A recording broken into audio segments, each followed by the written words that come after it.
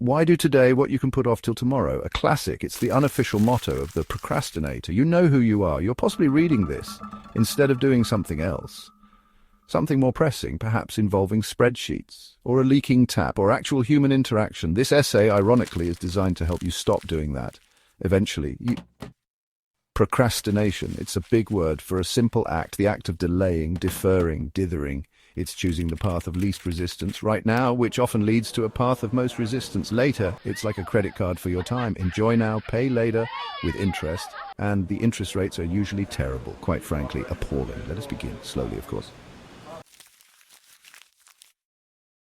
The consequences of procrastination, not a cheerful topic, but a necessary one.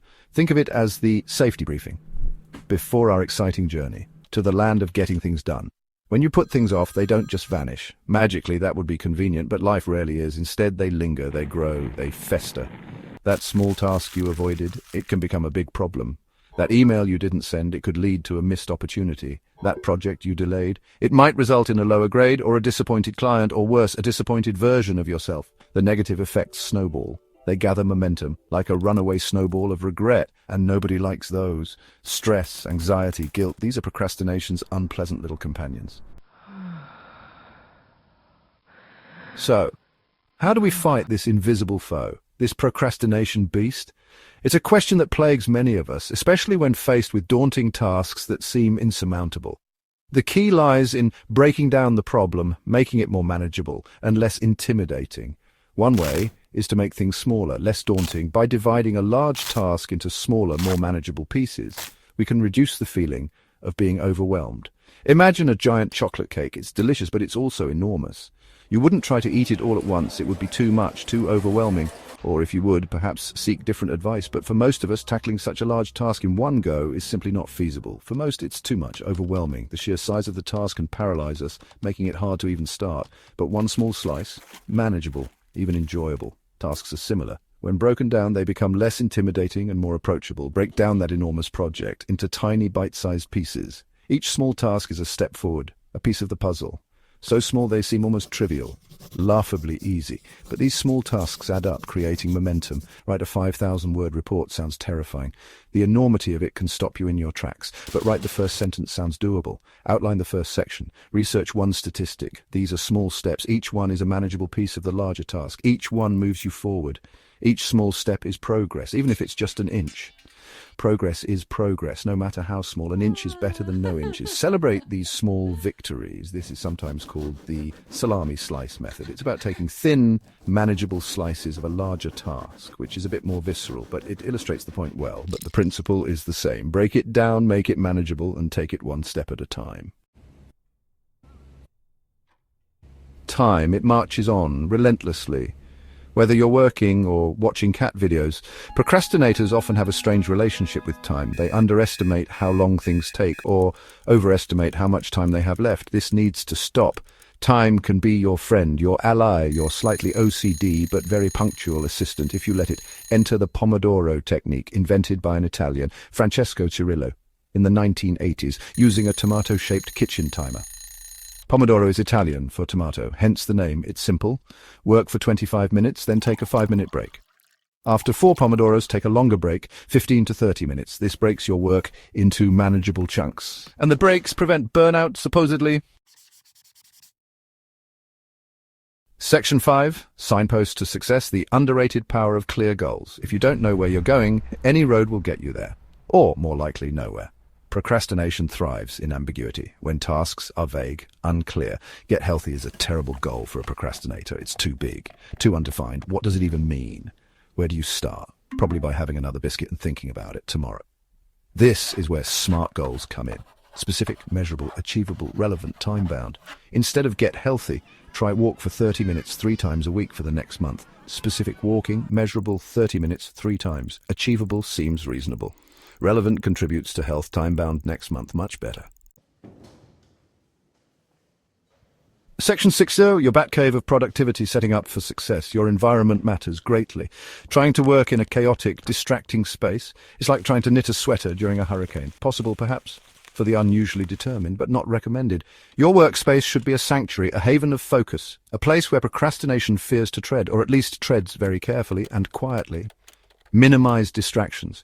This is crucial. Turn off notifications on your phone, on your computer, unless your job is professional notification responder. Close unnecessary tabs. Yes, even the one with a surprisingly addictive game about a bouncing llama. Find a quiet spot if you can, or use noise-cancelling headphones. Section 7. Cautionary tales and triumphs. Learning from others and myself reluctantly. Let's talk about real people. The kind of people you might meet at a coffee shop or in a meeting or even just walking down the street. Or at least plausible facsimiles of real people. People who have stories that resonate with our own experiences, our own struggles. People who have wrestled with the demon procrastination. And sometimes won, sometimes lost spectacularly. These are the stories that teach us the most. We can learn from both. Take Martin, for instance, not his real name, probably. Martin had a big presentation to prepare, a career-defining moment. He had a presentation to prepare, a big one, the kind that could make or break his career. He waited until the night before. Procrastination had him in its grip. Fueled by caffeine and regret, he survived, but it wasn't pretty. His slides had typos. His delivery was memorable for the wrong reasons. His audience was less than impressed. Then there's Chloe. She used to be a chronic procrastinator. Her life was a series of I'll do it later moments. Her apartment was a testament to I'll do it later, especially the dishes. Piles of them everywhere. One day she decided enough was enough. She started small, very small, washing one dish immediately after using it. Just one. It seemed almost too simple to be effective. Just one. It felt silly, but it worked. That small habit grew. It became a routine, a ritual. She applied it to other areas, work tasks. She started organizing her work, one task at a time. Her productivity soared. Her stress levels dropped. She became a new person, all because she decided to wash one dish. Section 8. Stop reading this. Start doing. The grand finale of action. We've reached the end of this essay anyway, but this isn't just an end, it's a beginning of a new chapter in your life where you take the reins and steer towards your goals with renewed vigor. Hopefully not the end of your newfound motivation. This is where the real journey starts. The journey of turning thoughts into actions, dreams into reality. If you've made it this far, congratulations. You've shown resilience and determination. You've proven that you can commit to something and see it through to the end. That shows a certain level of commitment, a commitment that is essential for achieving any goal, no matter how big or small, or perhaps you're just procrastinating on something even more important. By reading about procrastination, it's a common trap, but recognizing it is the first step to overcoming it. The layers of irony are quite delicious and fattening. But let's not get too comfortable in this irony. Let's use it as a stepping stone to action. The truth is, reading about doing things, it's a start, but it's not enough. It isn't the same as doing things. Shocking, I know, but it's the reality we must face. You can read all the productivity books, fill your shelves with them, absorb all the knowledge they offer, watch all the motivational videos, attend all the webinars, take notes, make plans, dream big, but until you actually take that first step, nothing changes. The magic happens when you move from planning to doing. It's in the small, consistent actions you take every day.